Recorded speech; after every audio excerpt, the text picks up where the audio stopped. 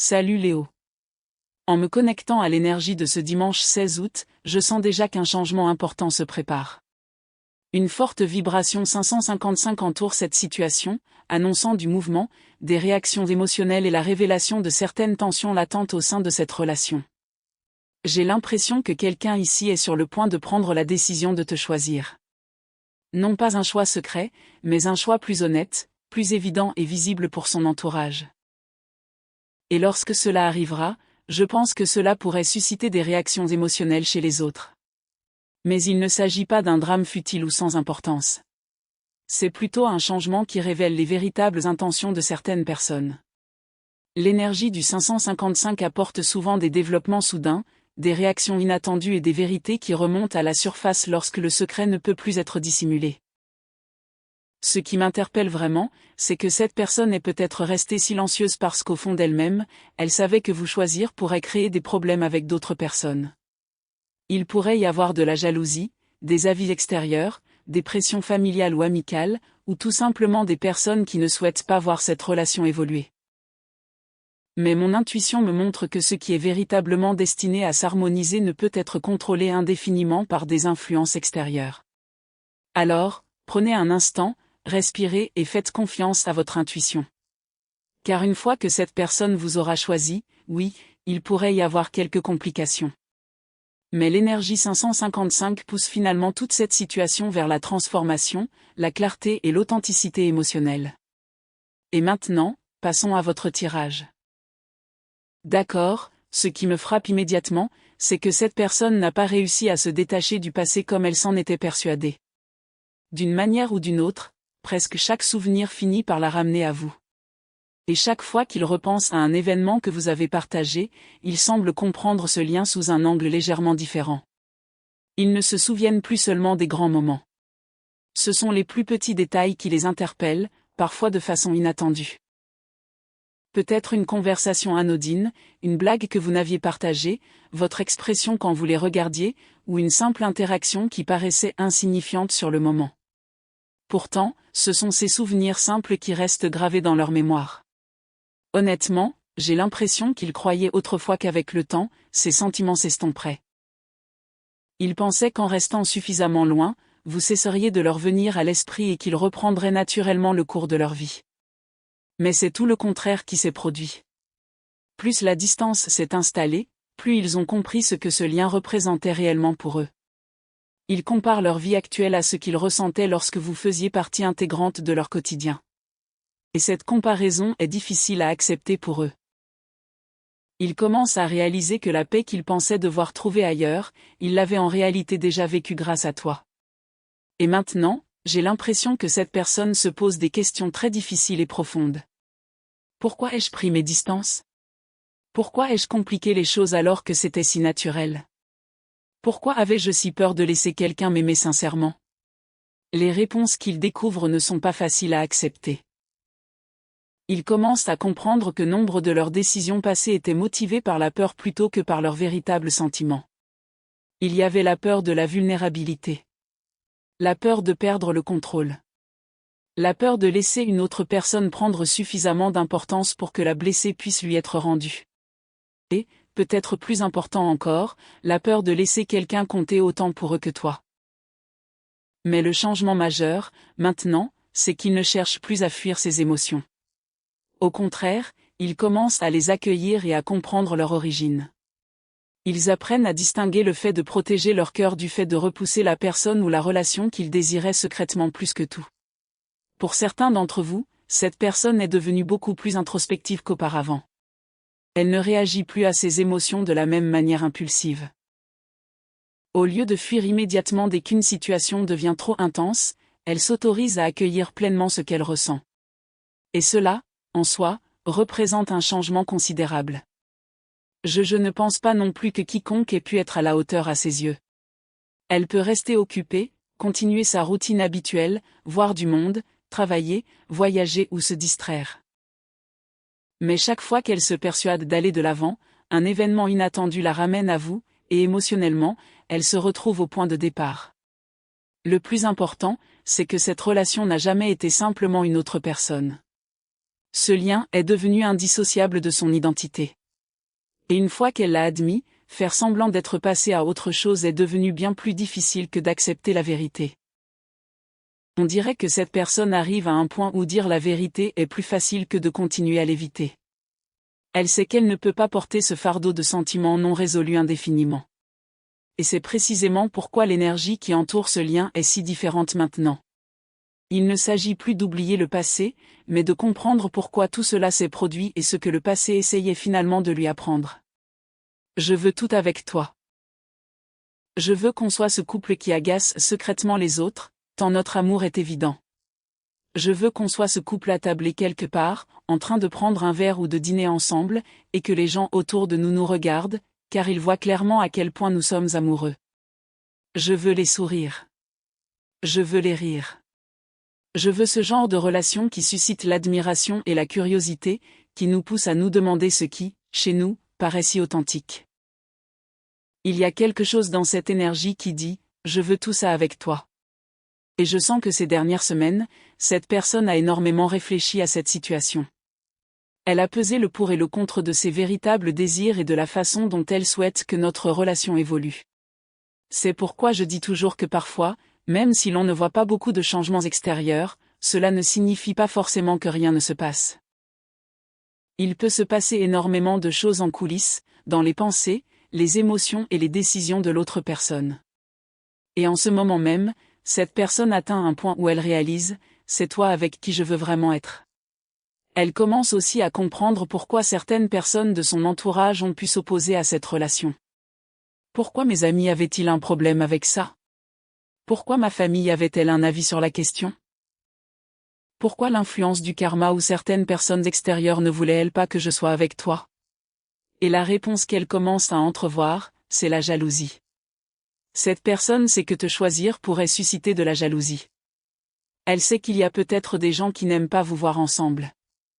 Mais j'ai l'impression que quelque chose en elle a changé, au point qu'elle n'y prête plus attention. Cette personne t'aime sincèrement. Cette personne aspire à une relation romantique avec toi. Elle veut te faire chavirer. Elle veut te combler d'affection et te faire sentir à quel point elle apprécie ta loyauté, ton dévouement et ton amour. Elle est très attachée au lien que vous avez tissé. Et je pense que, simplement par votre présence auprès de cette personne, tantôt comme un ami, tantôt en lui offrant une autre perspective sur la vie, vous l'avez aidé à développer sa conscience émotionnelle. Vous lui avez révélé des points de vue qu'elle n'aurait pas forcément pu envisager seule. Il y a une grande tendresse dans votre façon d'être avec cette personne. Et de ce fait, je crois qu'elle aspire profondément à votre amour. Cette aspiration s'explique en partie par le fait qu'elle a dû prendre ses distances. Je suis convaincu que cette personne avait besoin de prendre ses distances avec vous pendant un certain temps. Et s'il y a eu un moment où vous avez cessé de vous parler, ou si votre relation semblait se dérouler à merveille avant de se heurter à un obstacle inattendu, cette expérience l'a profondément marquée, bien plus qu'elle ne l'a peut-être admis. Elle en a souffert. Elle a eu le cœur brisé. Mais elle avait besoin de ressentir cette douleur, car elle l'a forcé à prendre conscience de l'importance que vous avez dans sa vie. Maintenant, elle porte un regard beaucoup plus attentif sur tout. Ils examinent les détails. Ils inspectent les choses qu'ils avaient négligées auparavant. Ils prêtent attention aux petits signes et aux petits schémas qu'ils avaient l'habitude d'ignorer. Ils se demandent qui est réellement autour d'eux et ce qu'ils ressentent lorsque certaines personnes entrent dans leur espace. Est-ce que je me sens bien en présence de cette personne ou est-ce que je me sens épuisé? Quand je sors et que je passe du temps à faire la fête ou à socialiser avec elle, comment est-ce que je me sens vraiment après? Est-ce que je me sens plus léger, ou plus lourd? Est-ce que je me sens apaisé ou mal à l'aise? Votre P7 personne met beaucoup de ces questions au premier plan en ce moment. Elle commence à examiner non seulement ses déplacements, mais aussi l'impact de ses choix sur son état émotionnel et sa façon d'avancer dans la vie. Et cela signifie qu'elle ne se contente plus de suppositions. Elle commence à comprendre votre importance grâce à une véritable introspection. Elle explore vraiment votre lien maintenant. Nous sommes faits l'un pour l'autre. C'est un autre message très fort que je reçois. J'ai l'impression que cette personne commence à comprendre que vous la rapprochez de Dieu. Prendre avec quelqu'un et prier pour quelqu'un, c'est une toute autre chose. Cela crée un lien plus profond. Car lorsque la vie devient difficile, au lieu de chercher immédiatement des réponses auprès des autres, vous pouvez vous tourner vers Dieu. Et je sens que cette personne commence à comprendre pourquoi vous avez été réunis. Elle commence à sentir qu'elle a été faite pour vous et que vous avez été fait pour elle.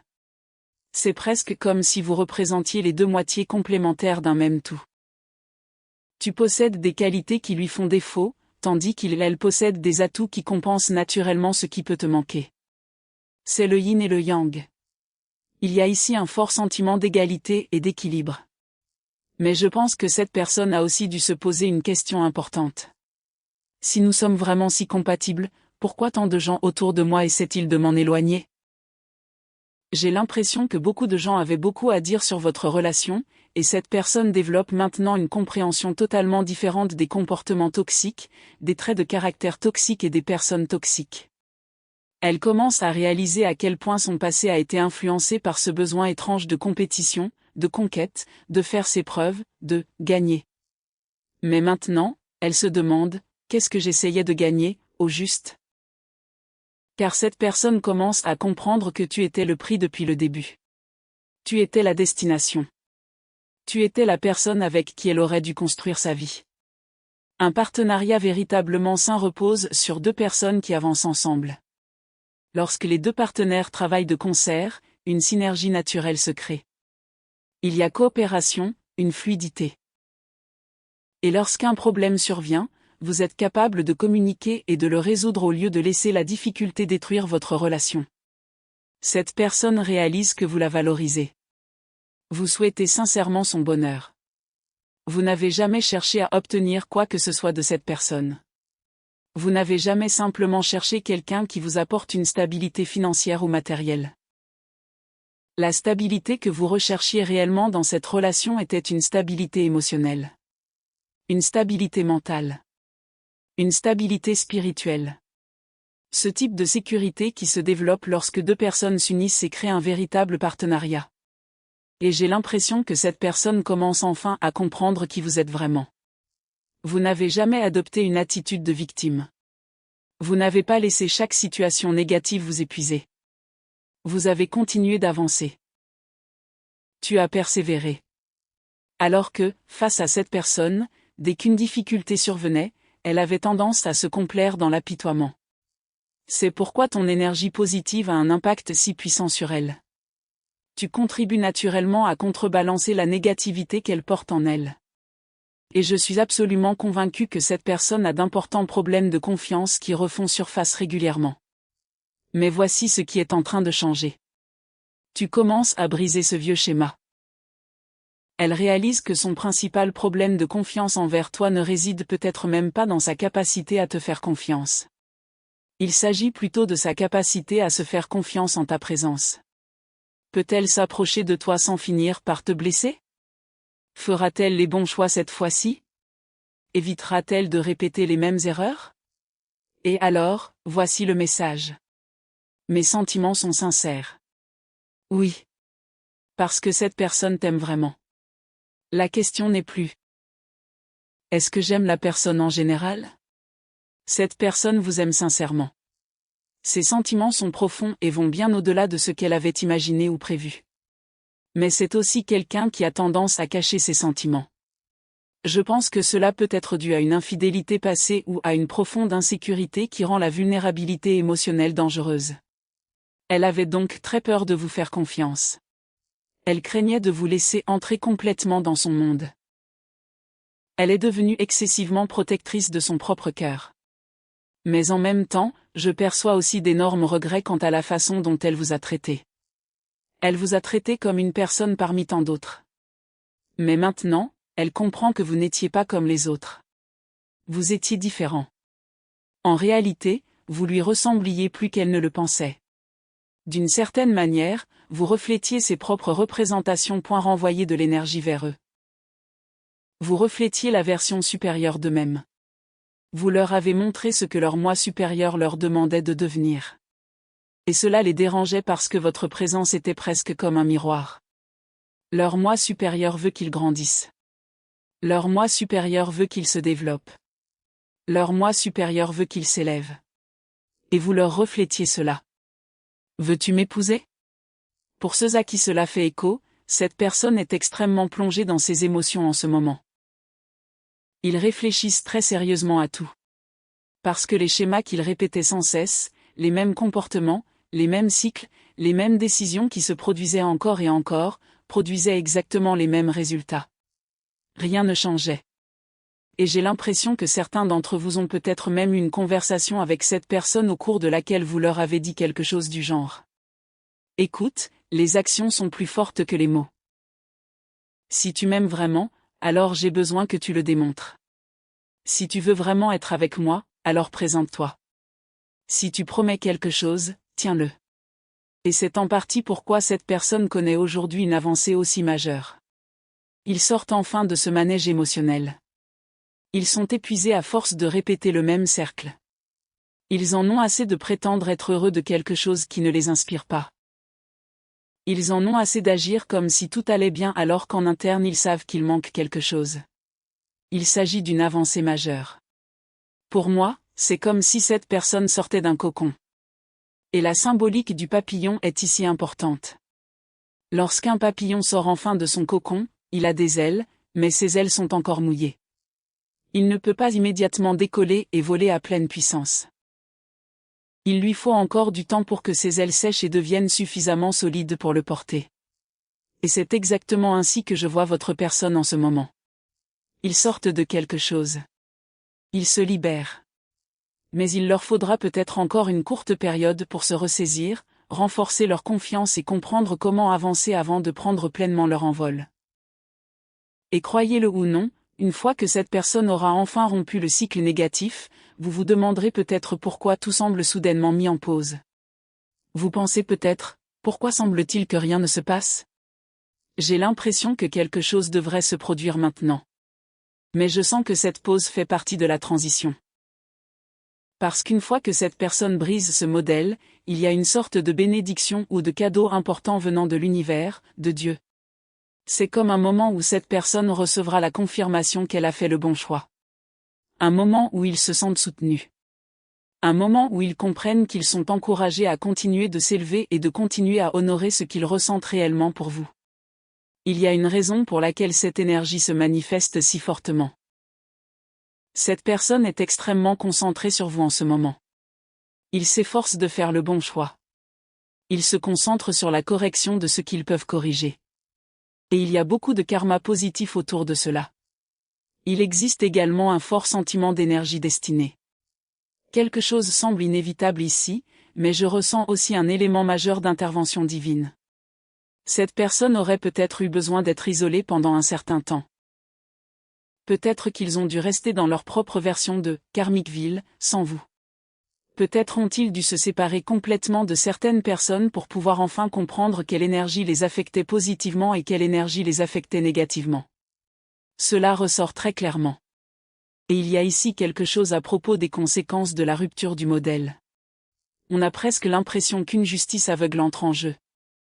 Le temps presse et je veux le passer avec toi. Tu es la meilleure chose qui me soit jamais arrivée. D'accord, le message selon lequel le temps presse est donc extrêmement important. Cette personne pense, j'ai déjà perdu trop de temps. Ils ont l'impression d'avoir passé trop de temps dans la stagnation. Ils sont épuisés de se sentir coincés. Ils sont fatigués des retards. Ils sont fatigués des revers. Ils en ont assez de constamment remettre les choses à plus tard. Et surtout, ils en ont marre d'être seuls.